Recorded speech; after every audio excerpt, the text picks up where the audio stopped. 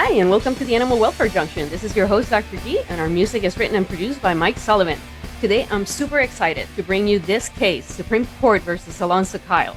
So first, let me introduce you to our guests. Assistant prosecutors at Cuyahoga County Prosecutor's Office. We have Tasha Forchione and Sarah Hutnik.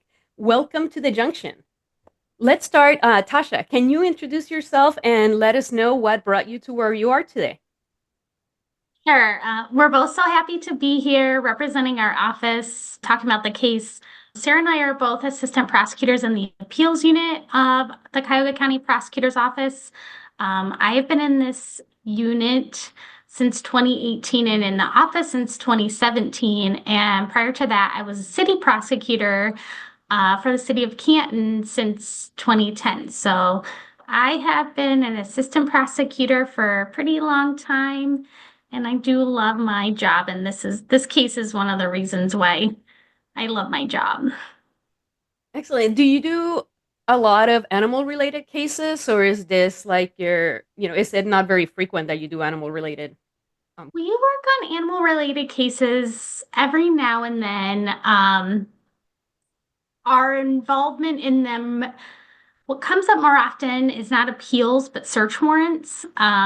We often do search warrants where we're investigating animal cruelty and we want to go into a residence typically to either get an animal out or get evidence of the crime when we think there's probable cause for the crime.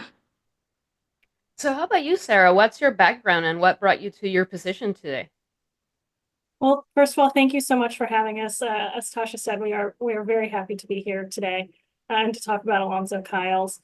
I started as an assistant prosecuting attorney back in 2017 in Montgomery County. I was in their appeals division for the majority of my time there, and I did a smattering of other things. And then I started in this office in 2021. And shortly thereafter, I joined the appeals division, and I've been here for about 3 years now. I think that some of our audience members may have heard about this case and some of them may not have. So does one of you want to talk about the Alonzo Kyles case and what this case is about? Well, I can start by talking about the facts and what happened just briefly. This case started when Alonzo Kyles poured bleach in an apartment building. This was happening in a basement stairwell. Kyle didn't like the fact that this cat was in the building, and instead of just simply opening the door to have it walk out or, having another person remove it from the building, he proceeded to flood the floor with bleach, which ended up trapping what we learned later to be an 8-month-old kitten. So was trapped in the bleach. There was another neighbor in the building who was alarmed by what was happening, both because of the harm to the animal and because of, the smell of bleach was throughout the apartment building. Who called the police.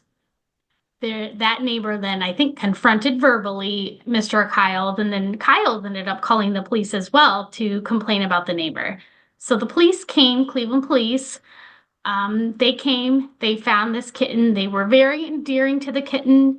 It was obvious through watching body camera video that they were animal lovers. They were very compassionate. They got this kitten out of there, ended up taking it to veterinary care. The cat, it was the West Park Animal Hospital. I hope I'm saying that correctly. This kitten ended up staying there for a couple of days.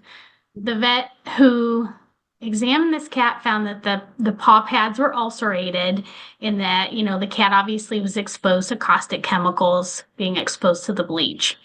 Alonzo Kyles was charged with felony animal cruelty for causing serious physical harm to a companion animal.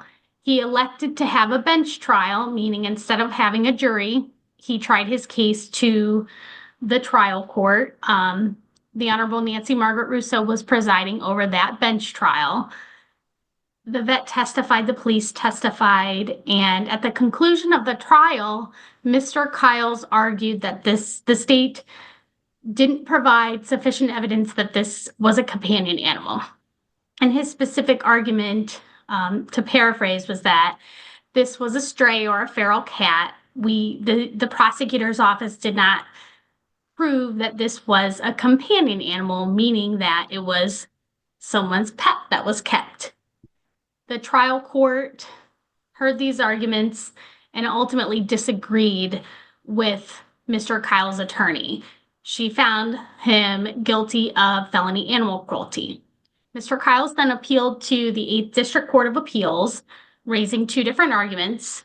First, he said that at the prosecutor's office, didn't prove there was serious physical harm to the cat. And secondly, which is what matters here, is he argued that we didn't prove that this cat was a companion animal. And specifically, he argued again that the state didn't prove the cat was kept. The 8th District agreed with Mr. Kyles and found that kept, based on dictionary definitions, means two things. One, to have physical control over of, and to receive care. And the Court of Appeals found that the state didn't prove that the kitten in the stairwell was, quote unquote, receiving care. So they reversed his conviction. In the state of Ohio, anybody who is convicted of a crime has the right to appeal that conviction. And that appeal is automatic, and they have the right to an attorney at that time for the first appeal. That would be, in this instance, the 8th District is the first appellate court in the process here. Then the appellate court makes a decision one way or the other, and the parties then have the option to appeal that case one more step to the Ohio Supreme Court.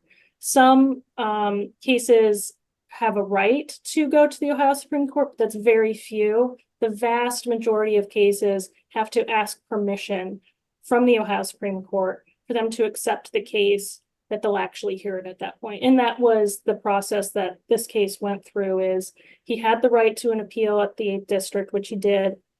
And then we appealed, or asked for permission to appeal this case to the Ohio Supreme Court, which they did accept. So either side, so if he had lost his appeal, then he could have asked for permission to go to the Supreme Court as well? Yes. So either party, and sometimes both parties actually appeal for different reasons to the Ohio Supreme Court. We call those cross appeals, where both parties actually will say, I think the appellate court got this issue wrong, and the other party will say, I think they actually got this issue wrong. And so both of them end up at the Ohio Supreme Court that way. Our office then appealed to the Ohio Supreme Court. This was a jurisdictional appeal, meaning this was not automatically going to be heard by the Ohio Supreme Court. We had to ask the court to take in the case and review it. They agreed. And then before the Ohio Supreme Court was whether Ohio's definition of companion animal will include any dog or cat, or dogs or cats that are, quote unquote, kept and receiving care. So and this is what led us to this. And this is long explanation. Sorry. Right. No, that's fine. And this is Ohio Revised Code 959.131, right? Like that.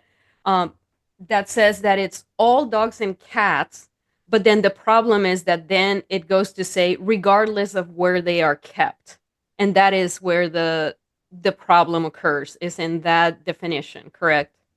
Yes, that's exactly right. And this is ultimately what we call a statutory interpretation question. So in other words, the defense and the state disagreed with how this statute should be read and what the statute means. And the 8th District sided with defense, which is why we ultimately hoped and prevailed at the Ohio Supreme Court. And they ultimately agreed with our interpretation that it includes all cats and all dogs, And we do not have to establish whether or not those animals were kept or cared for. It's just full stop. If it's a cat or a dog, any serious physical harm is then considered a felony. So what is the process as far as, because I'm part of Ohio Animal Advocates, and I know that we submitted what's called an amicus brief, and there were different organizations that did that. So what is the purpose of these amicus brief? How do they help? Well, the amicus briefs, a lot of people who are not in the legal field might be more familiar with the term friend of the court. So their amicus are not a party to the case, but they are coming on to lend support to one of the parties, or even sometimes they come in to just clarify certain issues. So a lot of times you'll see in the US Supreme Court historians or professors who will not even be supporting a party, but just they want to educate the court. Here, our office there were amicus who were supporting our position. And so after we had filed this case and the issue was accepted by the court, we started seeking out support for our position because we had anticipated that there would be a lot of support for our position, which there was. We reached out to Vicki Dessner. I hope I'm saying her name correctly, from Ohio Animal Advocates, and she was amazing. She put us in touch with other organizations locally and throughout the whole state and different people. So it just spread like a web from there, getting in touch with all of the different organizations who want to protect animals within the state. We also separately reached out to the Animal Legal Defense Fund for national support, and we were grateful to have their support as well.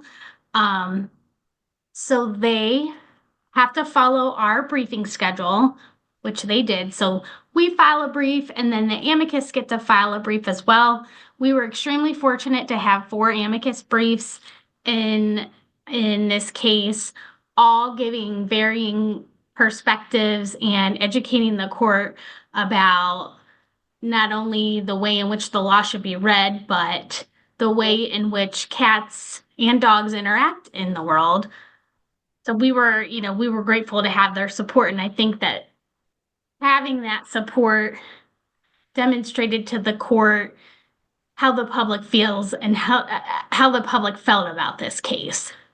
I think because sometimes our jobs are as lawyers, and as I stated, this was a statutory interpretation question, which can be, rather dry.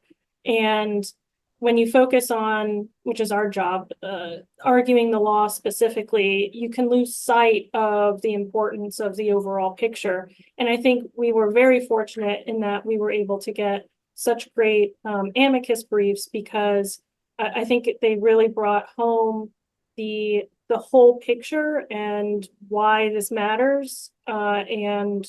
It's not just this dry legal argument, but this does have very real ramifications in how we approach animal cruelty in the state. Yeah, I was gonna say, when, as a member of Ohio Animal Advocates, I was given the honor to write a part of our brief. And it was great because my position was as a veterinarian, right? Which is not the same position as some of the other members. The other members are looking at it from a legal standpoint. And I'm in a unique position because at that point, I was a master's of studies in law from Lewis and Clark. So I have a little bit of a law background, but everything else is from an animal background, right? So as a veterinarian, my position is, if you bring me a cat, I'm going to treat it the same, whether it's, Mrs. Smith's cat, or if it's a cat that's brought in a trap. A cat is a cat is a cat. So as a companion animal, it's the same no matter which one.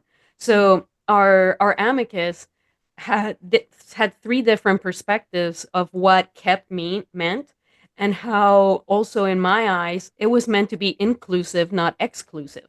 So, different ways. It was a great way of seeing, you guys I saw the Supreme Court video, and you're given a really short period of time to explain everything that you have to explain. Whereas we're able to write everything down and they can sit down and read through all of these perspectives and then put everything together and see all of these different points of views in order to come up with a conclusion.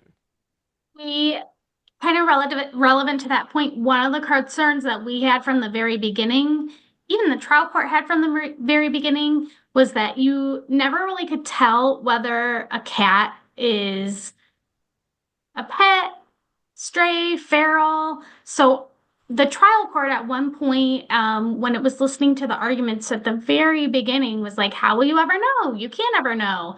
And that was one of our concerns from the get-go, is cats, could go from being a pet to out in the world and eventually go to feral and then come back again. So we were concerned that there would be animals out there who could be pets or could be, we don't know. We don't know what they are. And so they could go unprotected. And that was, I think the amicus briefs did a very nice job of explaining that piece of the argument. Yeah, and I agree with that. And, we have page limits in how much we can write for the court. And that's why it was so important to have these 4 briefs in support of ours. Is, we had to focus on the statutory interpretation portion. And just given our page limits, we couldn't necessarily look into this subject matter with the depth that it necessarily requires. And the level of educating that we needed to do with the court, these aren't necessarily typical problems that the court sees all the time. They don't take in a ton of animal abuse litigation. So it's not a common issue that they would have a, base level of understanding on. And so a big part of our job is to inform the court about the whole picture. And I think that's why our amicus briefs just did such a good job of covering the things that we simply would never have been able to do with just our own brief. So you go up there and you are presenting your case. So how did that whole thing play out as you are presenting in front of the Supreme Court? Even before we got to the Supreme Court, we had to decide how we wanted to divide our time. We can share our time with amicus, and that was a really difficult question going into it because we had so much support, and in an ideal world, we would want every single amicus, a representative from every one of them, to be able to speak, but we only get 15 minutes of oral argument time, and it was just going to be too difficult to spread it. So we used all of the time. During the oral argument, the court was focused on the definition of kept. And Justice Fisher in particular asked a lot of questions about, how would we define kept? How would we define it? How did the Court of Appeals define it? And our office's position all along was that we don't think we need to define kept. It's not a requirement. We don't have to prove it. So it was a little difficult at the oral argument discussing that because the court wants to hear all perspectives. They just don't want us to shut it down and say, no, we don't have to do that. So what does the word kept mean? Let's cut to the chase. If I could step back one, Your Honor, the state doesn't define kept because we don't think we have to prove kept as a prerequisite for a dog or a cat to be a companion animal. But the 8th District Court of Appeals defined kept as under physical control or receiving care. One of the problems in this case, particularly identified by the amicus, is that the Court of Appeals didn't apply under physical control. It only applied the second part of their definition, which was receipt of care. And there's a lot of problems with that. We're asking... Well, if the Court of Appeals definition has problems and the statute doesn't define kept, then how can we determine, do we just skip the word and just say any cat or dog? Yes, Your Honor. Okay, Any dog or cat, period. full stop, is a companion animal. Why didn't they just say that in the statute then? They could have, But they didn't. they didn't. The oral argument discussed a lot of the statutory interpretation. What does this text say? What does this text mean? What is the context of the text? So ultimately, after the oral argument,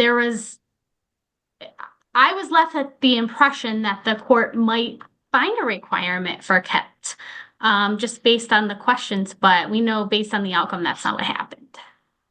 I actually had a different perspective than Tasha. I think because Tasha argued, and I was essentially, helping her and keeping notes, and I got to really watch the justices and how they were responding to her answers, and then also to the opposing counsel and their answers.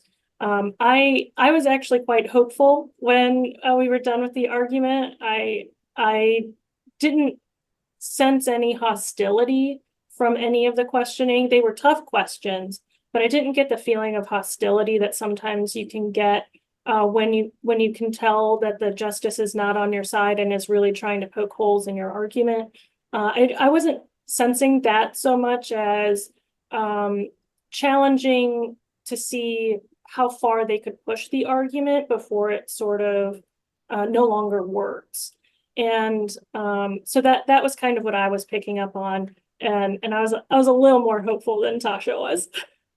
Yeah, and I saw that as well. And even from what you're saying, I saw that more when the defense was speaking. I saw that they were almost not buying his arguments, right? Especially when he started going on the house spiel about vegetables and saying about the vegetables being cooked. And I kept thinking, what you're saying is that when you cook a vegetable, it stops being a vegetable, because you're saying that when an animal is not being kept, it stops being a companion animal.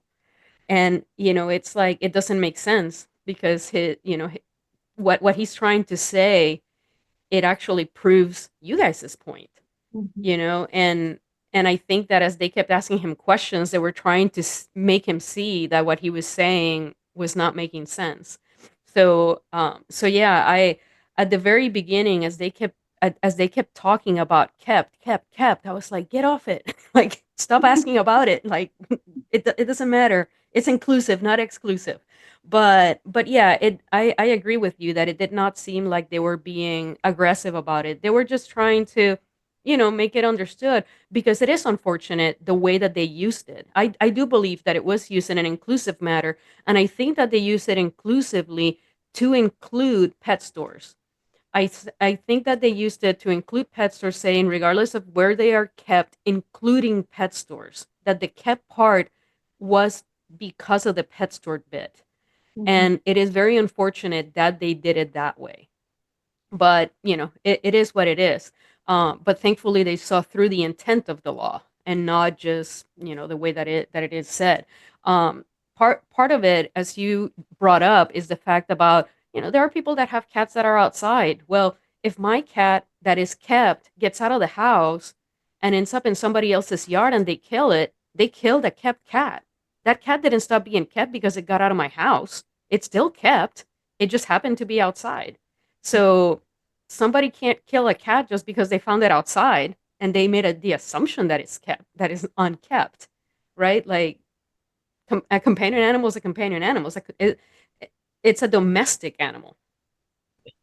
And I think, and Tasha, correct me if I'm wrong, but in the legislative notes pertaining to this law, so when the legislature is considering a law change, in this instance, Goddard's law, they have a lot of testimony from, victims of crime, people through the industry, veterinarians, and the like, and the APL and things like that, just to listen to them about how to then word the statute, and then also like what they want the statute to ultimately do. And one of the stories that was told to the legislature was very similar to your example in that it was a dog.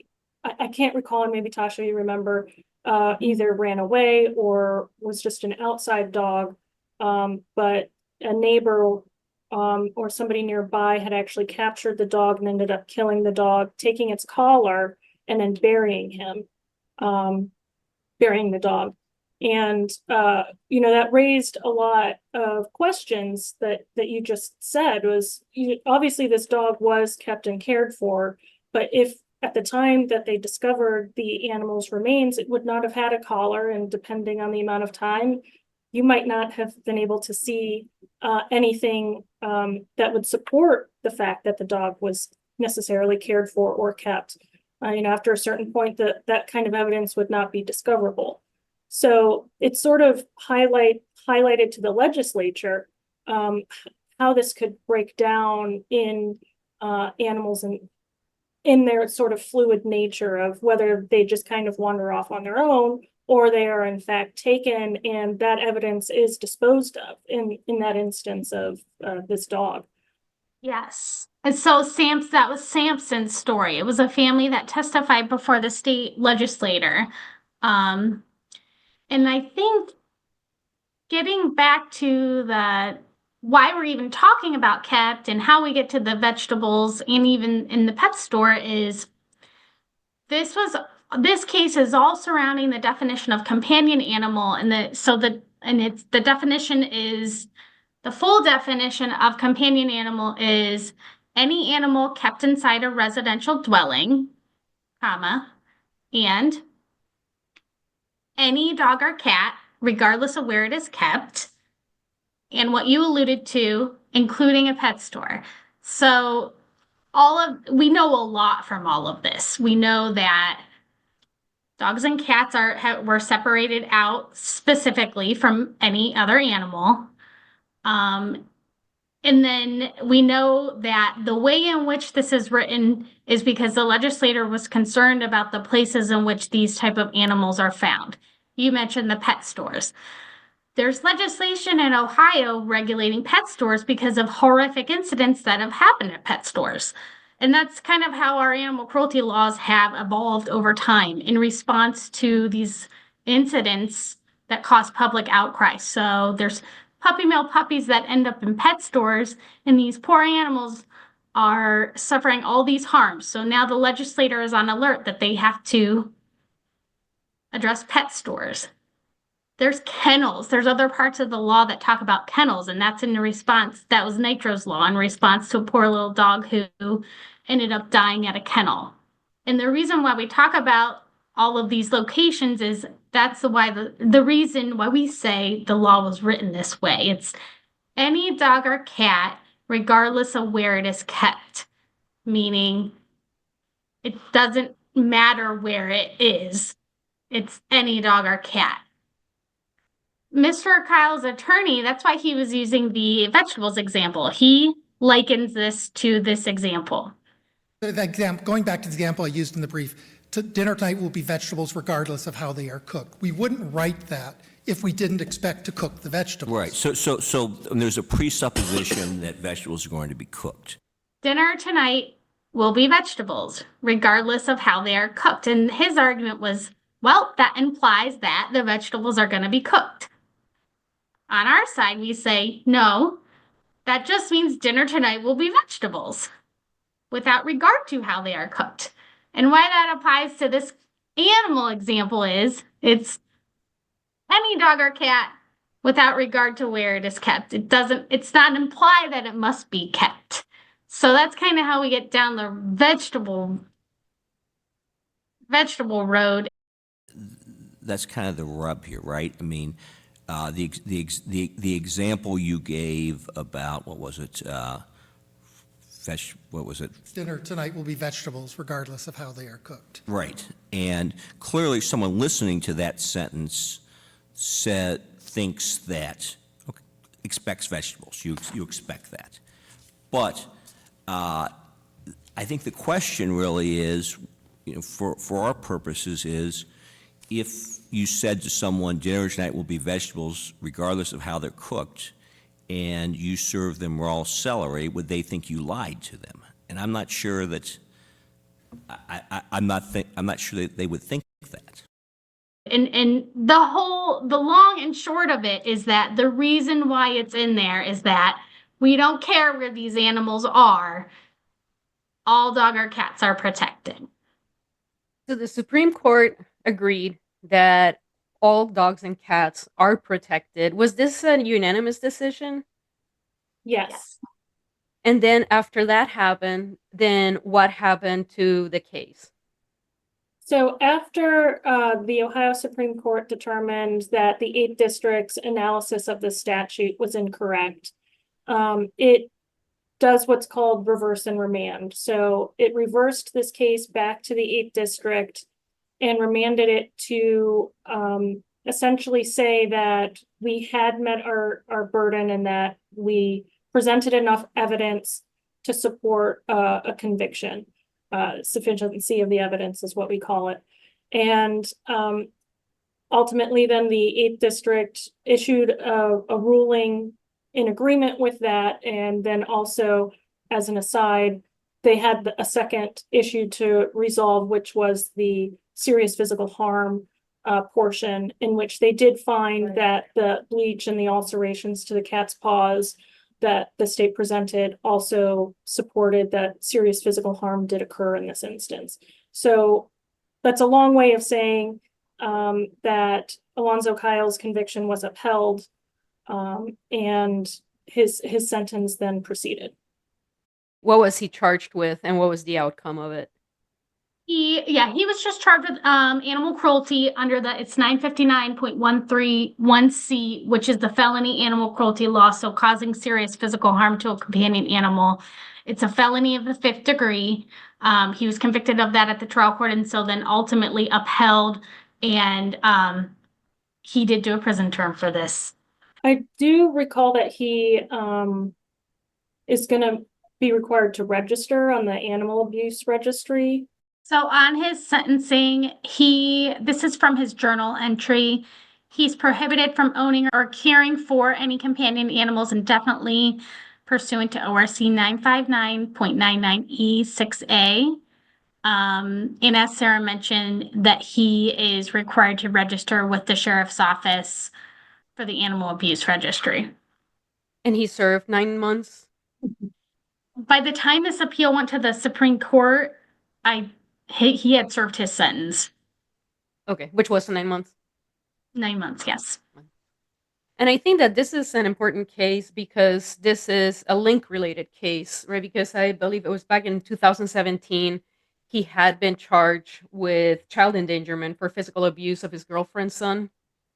He was ultimately convicted of felony child endangering for a really serious incident with his stepson or girlfriend's child. We did include some of that information in our briefing because that was information that was publicly available through a news article about the offense. The allegation in that case was that Kyle's had struck this child with a pole. So that was certainly rising to the level of felony level child endangering. We briefed what you're referring to as the link, that being the connection between animal abuse and abuse of humans. We argued, consistent with a lot of research, that abuse of animals is predictive and sometimes co-occurring with the abuse of humans, particularly in interpersonal relationships. We see that quite often. We're still seeing it in cases that we have now.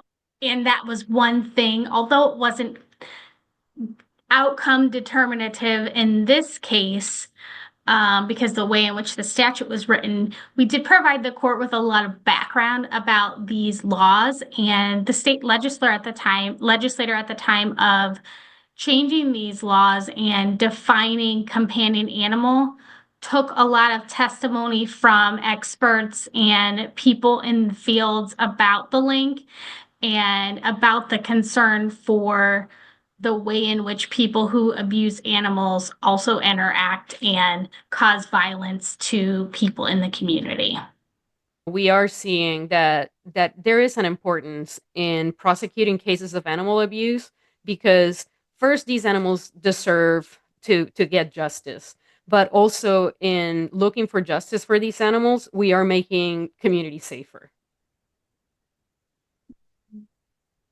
Now, in this case, also is a very important decision by the Supreme Court because I mean it establishes that that this cat, that all cats are companion animals in the eyes of the law. And I recently was involved in another case in Butler County that this case was very important for. And this is the case in Butler County of a man named Jean Bai that physically abused the cat, and they were trying to use this case to make his case go away. You're familiar with this case? Yes. So recently, I was asked to be involved as a forensic veterinarian in the case of Jean Bai in Butler County.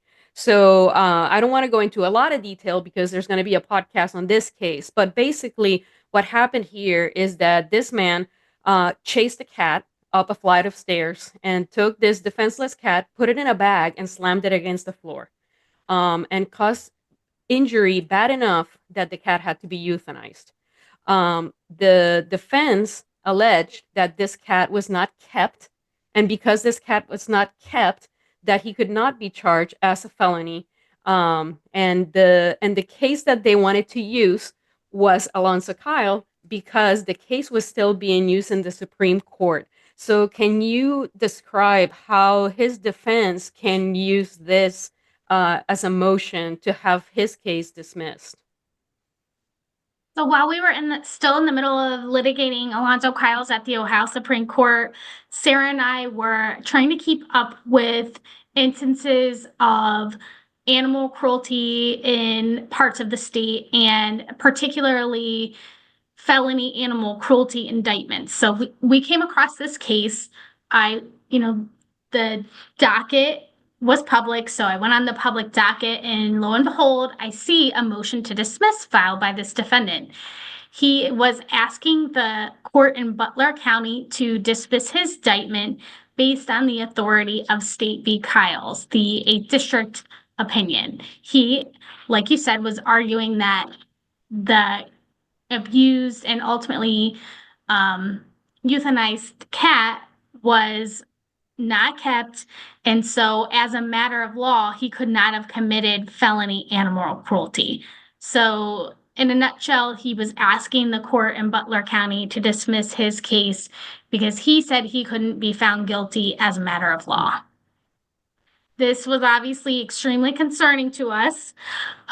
So we obviously thought that the Alonzo Kyle's decision was wrongly decided at the 8th District Court of Appeals, but then to see that that decision was being relied upon by litigants throughout the state of Ohio to evade being convicted of felony animal cruelty when indeed it was felony animal cruelty and these were extremely serious incidents that should be punished at the felony level. It was concerning to say the least. Yes. And thankfully, again, there's going to be a podcast and please listen to it when it comes out. But, thankfully, they waited until the Supreme Court decision. They extended it. And then once the Supreme Court decision occurred, they decided to not allow his motion. And then that case did go to trial. Or at least it did proceed. And eventually he did take a plea. So this case going to the Supreme Court and this decision has had an incredible impact, and it could have gone way wrong had the Supreme Court not found in favor of cats, not all cats being companion animals. So, I want to thank you both for all the work that you did, and I want to thank everybody who submitted these amicus briefs for the work that they did, because I think this was a team effort. Everybody put forth all this work to present a really strong case and demonstrate the intent of the law, what everything what it was meant to do, and how it was supposed to protect all dogs and cats, not just the ones that live inside of a home. Well, thank you for your help on this issue as well. Like we said before, it the amicus briefs really did help educate the court as to this issue, and I think because of that we got a very successful result. Yeah, I couldn't agree more. This was a total team effort. I'm so grateful for all of the individuals and organizations who lent their time, because this is time intensive. Everyone in these organizations is committed to the protection of animals, and they have all of these different time-consuming endeavors related to that, but they took time out of their schedules and their commitments to work on this, and they lent their various expertise, be it medical, legal, policy, and it in the end result was providing the court with a well-rounded picture of what the law says, what the law means, and what ultimately was the best policy outcome for the state of Ohio. And aside from the Bai case that you've mentioned, there have already been a couple of cases that have been impacted by this Kyle's case. Tasha and I found a case called State v. Rhonda Murphy, in which she was charged with multiple counts of abuse of companion animals, dogs in this instance. And on appeal, she was arguing that her sentence should not essentially have been as long as it was, given that no humans were impacted by her actions. And in the appellate court's decision, they actually cited to Alonzo Kyles and highlighted the fact that dogs and cats, all dogs and cats have a higher protection. And just because humans weren't impacted by her actions doesn't mean her larger sentence was not appropriate. So, in that case, that, I think that's a really great result that has already come about because of the Kyles case. There's also a case out of Montgomery County where an individual was fleeing from police driving a vehicle. He failed to comply with police orders, and as he was driving, he hit and killed a cat. And he has been indicted on 2 felony counts, one, a failure to comply with police orders, but then also he's actually being charged with abuse of a companion animal. So that case is at the very early stages, but I think it does show that the state of Ohio and prosecutors and the courts have recognized that dogs and cats, all dogs and cats, have a higher protection than perhaps we initially believed just a short year ago. That is amazing. I mean, it's great to see the state of Ohio taking this stand in protection of animals, and looking at the Animal Legal Defense Fund standings, how Ohio was so low on the rankings and how we've been moving up.